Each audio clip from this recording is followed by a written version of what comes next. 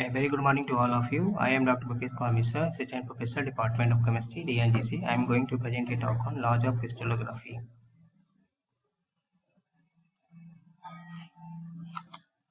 Crystallography. Crystallography is a branch of science which deals with the geometry, properties, and structure of crystalline substances. It is based on three basic laws. Laws of constancy of interfacial angles, or which is also known as Steno's law. According to this law, the crystals of same substance can have different shapes, but the angles between the two corresponding faces remains constant. It means, for example, if two crystals A and B of same substance having different shapes, but the angles between two corresponding faces are equal. As you can see in this picture, a crystal A having same substance but having same interfacial angle. The constancy of interfacial angles was demonstrated by Stenson for two substances, quartz, silica, SiO2, and hematite, Fe2O3. The validity of this law for crystals of the same substance was firstly confirmed by Rome del Site in 1783. The importance of these laws of constancy of interfacial angles is that it is very useful to identify the substance by knowing the exact value of interfacial angles. The interfacial angles, it can be measured by an instrument which is known as gynometer. It may be noted that the interfacial angles may change with change in temperature of crystals. Second law is law of rational indices, or which is also known as Huij's law. This law states that the intercepts of any face of a crystal along the crystallographic axis are either equal to the unit intercepts A, B, C, or some simple whole number multiple of them, that is multiplied by some integers numbers NA and SB and double dash C, where N and S and N double dash are simple whole numbers. Importance of this law is that it is the foundation of crystallography and the basis of the crystal system. Third law, law of constancy of symmetry. This law states that all the crystals of the same substance have the same elements of the symmetry. Now, there are basically three types of symmetry in crystals. First, number one, center of symmetry. A center of symmetry of a crystal is such a point that any line drawn through it intersects the surface of the crystal at equal distance in both directions. So just a crystal always possesses only one center of symmetry. Second, plane of symmetry. So it is an imaginary plane which passes through the center of a crystal and divides it into two equal portions such that one part is exactly the mirror image of the other. Third, axis of symmetry. So it is an imaginary line about which if the crystal is rotated, it will present the same appearance more than once during the complete revolution. In general, if the same appearance of a crystal is repeated on rotating through an angle of 360 degree divided by n around an imaginary axis, the axis is called n-fold axis. For example, for two-fold axis of symmetry, 360 divided by 2, and here n equal to 2 equal to 180 degree. So if we rotate a crystal by 180 degree angle, it will show the same appearance by two-fold. That's why it is known as two-fold axis of symmetry. Three-fold axis, the 360 divided by 3, that is 120 degree. So if we rotate a crystals by 120 degree, then it will show the same appearance by three-fold. Four-fold axis of symmetry, 360 divided by 4, that is 90 degree. Same here.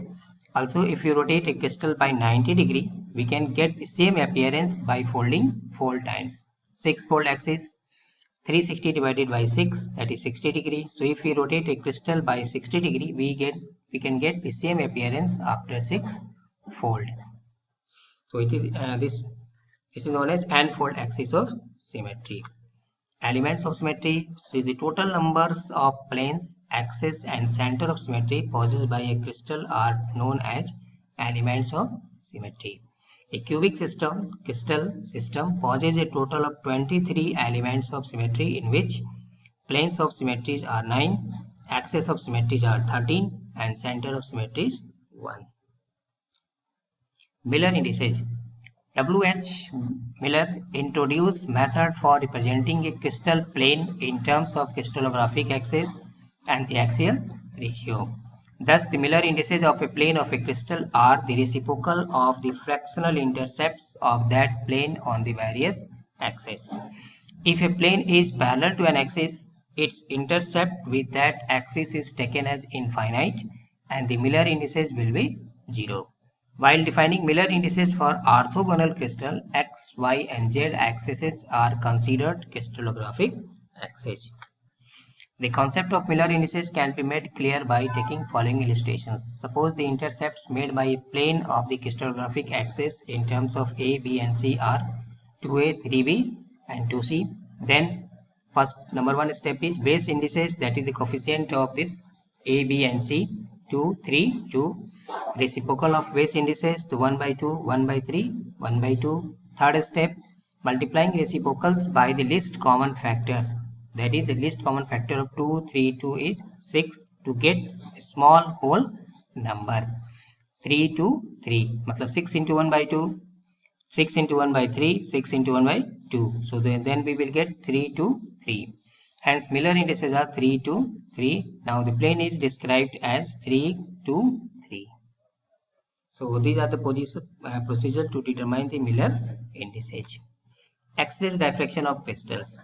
So Max van Leeuwen in 1912 was the first to suggest that the X-ray might be diffracted by crystals because the wavelength of the X-rays are the same order 10 to the power minus 8 centimeter as the interplanar distances in crystal, and thus valuable informations can be taken regarding internal structure of crystals. The idea of Leeuwen was confirmed by W.H. and W.L. Bragg, father-son. They developed a mathematical equation to govern the diffraction of X-rays from crystals. This equation is known as Bragg's equation. Now the derivation of Bragg's equation. So let us consider a crystal represented by a set of parallel and equally spaced planes as shown below. So in this picture, the incident beam of X-rays which is a strike on the surface of plane and just reflected by the upper plane of the crystal. So incidented rays of X-rays in strike at angle theta on the upper plane A and then just refracted from the crystal's plane. The theta, just D is known, theta is known as the diffraction angle and theta is known as the interplanar distance. Suppose a beam of X-rays falls at angle theta on the surface of the crystal and gets reflected partially while the rest penetrates the crystal and undergoes reflections from successive planes. The path difference is given by path difference CB or CB plus BD. So now you can see that this is the path difference CB plus BD. But for the maximum diffraction, path difference of the two waves must be equal to n into lambda, where n is the any integer 1, 2, 3, 4, 5 and so on. Thus CB, that is path difference CB plus BD equal to n into lambda.